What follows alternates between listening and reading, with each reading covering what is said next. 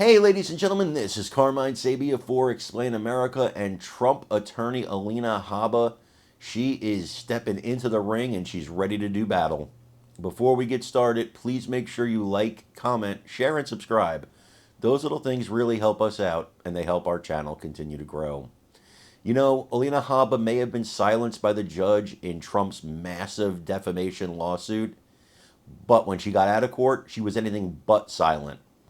Now, a reporter there asked her if she regretted, representing Trump. But that's not what she regrets.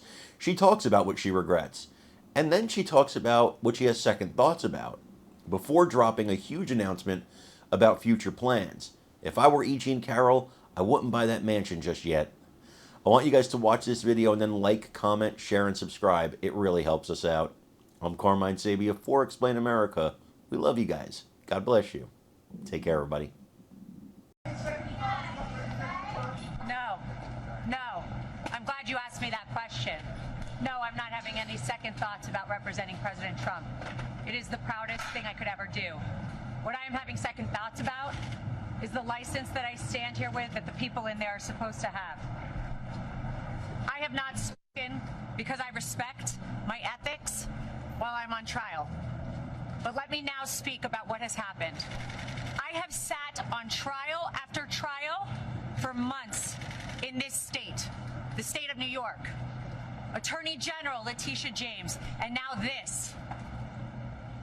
Weeks. Why? Because President Trump is leading in the polls, and now we see what you get in New York. So don't get it twisted, whoever asked me that question. I am so proud to stand with President Trump. But I am not proud to stand with what I saw in that courtroom. I'm not finished. Let me just finish and I'll take questions, please.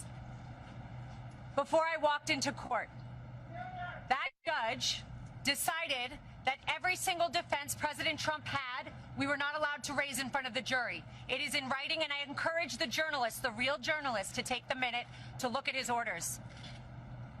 There was no proof. And I couldn't prove that she didn't bring in the dress. There was no DNA. There was no expert. My experts were denied. Two of them were denied to come in. They didn't let me bring up that Reid Hoffman funded Miss Kaplan. And you know what we got in there? That my witness, who was her friend, who said that she is a drug addict and the drug addict is herself.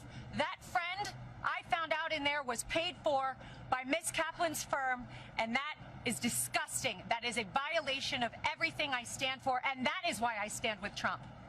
And that is why so many Americans are so proud that he is running again and so excited to run to the ballot box. But don't get it twisted. We are seeing a violation of our justice system. Ladies and gentlemen, you are not allowed to be stripped of every defense that you have. You are not allowed to be told that you can't bring it up.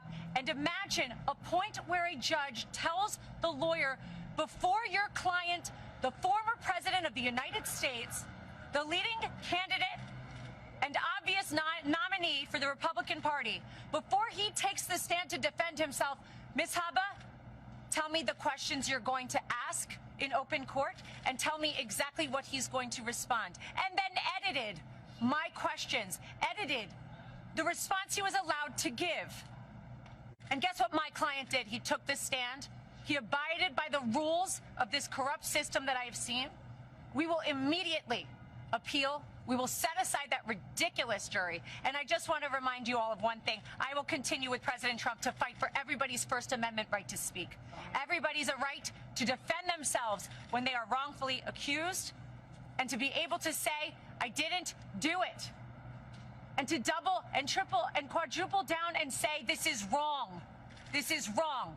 But we are in the state of New York. We are in a New York jury, and that is why we are seeing these witch hunts, these hoaxes, as he calls them, and this is another one of them, be brought in New York, in states where they know they will get juries like this. It will not deter us.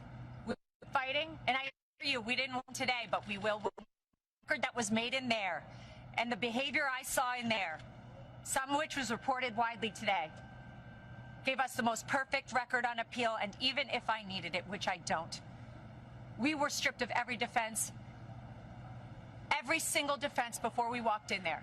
And I am proud to stand with President Trump because he showed up, he stood up, he took the stand, and he faced this judge. And you know what? I'll continue to do so with him.